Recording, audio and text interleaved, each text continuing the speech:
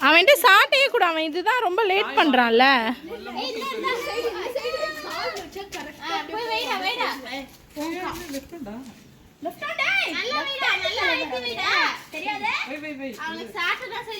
அதான் நான் சொன்னேன்.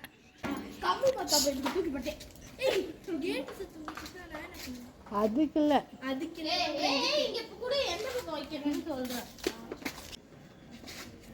எங்க கவிஸ்ரீயை காணோம்.